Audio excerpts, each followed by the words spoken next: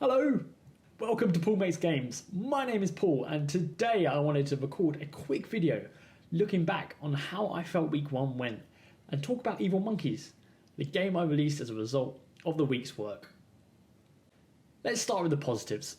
First off, as silly as this sounds, one of the things I'm the most happy with is that I released a game in a week.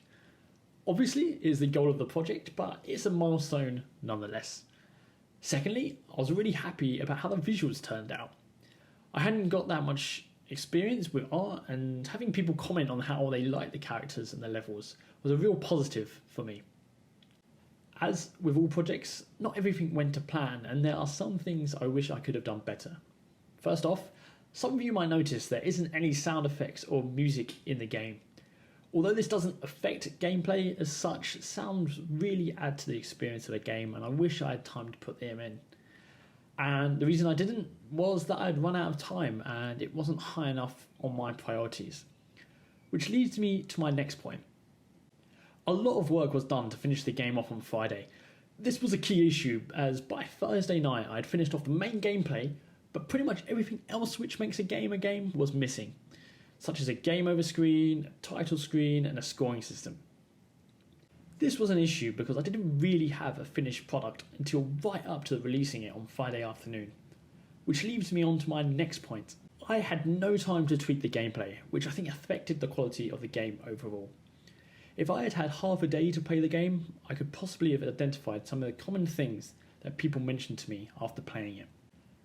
Let's talk about feedback. First off, thank you everybody for playing the game and reaching out or filling out the survey and letting me know what you thought. Generally, people were positive about the game. As I said, there were good things said about the art, and people said they enjoyed the gameplay, although they only really played it a few times and usually for under 10 minutes, which would suggest there isn't that much replayability. Another thing mentioned was the AI and how it was, should we say, predictable? A friend commented saying that it got a high score of 230, which for me, struggling to get over 100 when testing, was quite surprising. But it turns out there's a strategy to beat the AI, and you can use it until it gets so hard that you get swarmed by monkeys and lose. And this is something that I probably would have seen if I had had more time to test the gameplay.